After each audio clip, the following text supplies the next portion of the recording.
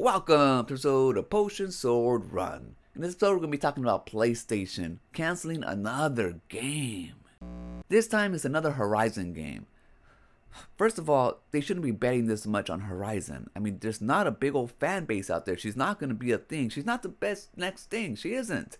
But supposed to be her main blah blah things that she is, so they keep on betting on her. Well, one thing I didn't bet on was an MMO based on the Horizon series. They canceled it, and I say good. It just goes to show that they don't know what they're doing. Jim Ryan left the studio in disarray.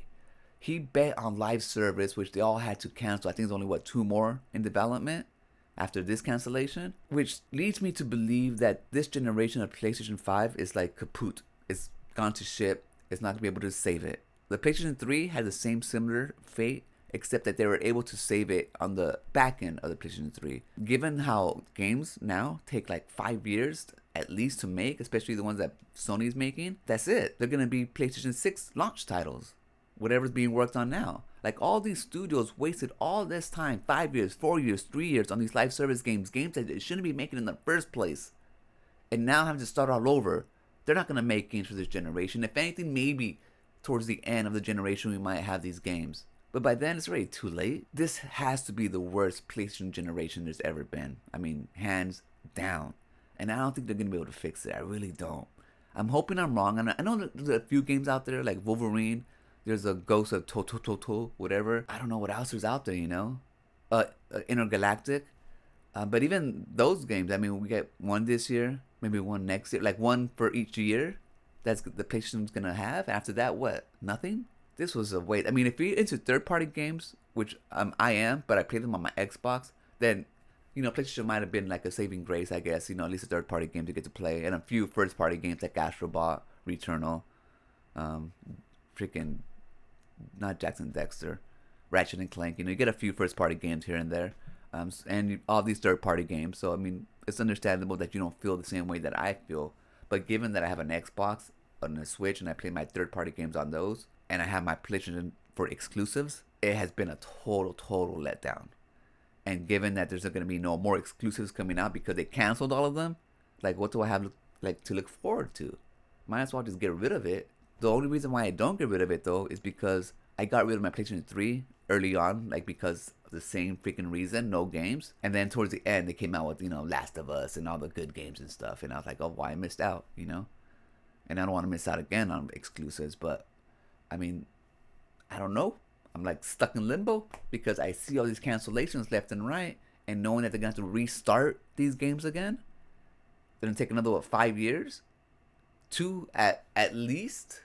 And not just one studio, freaking like 6 studios have to restart again? It's like, come on, Jim, you took all the money and ran. I mean, that's the reason why they fired everybody, back in, like 2 years ago, a year and a half ago?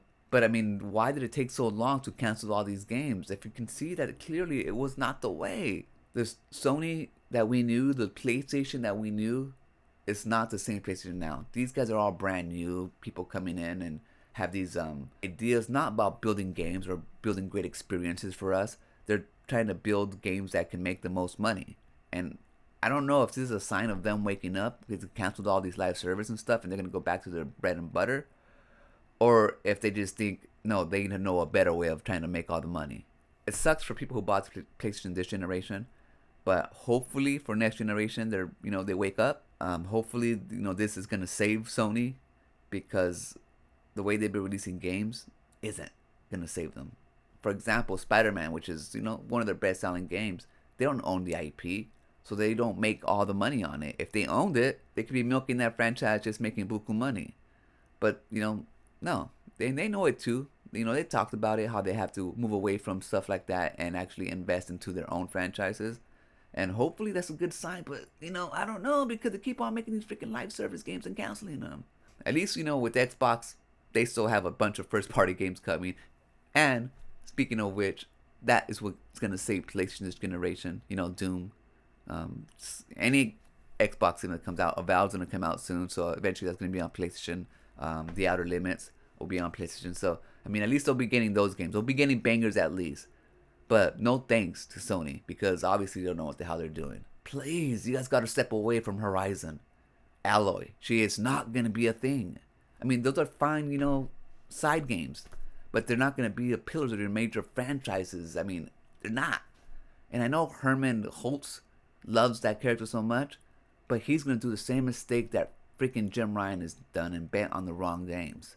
He's already doing it with this one.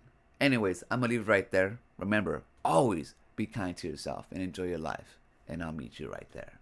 Peace.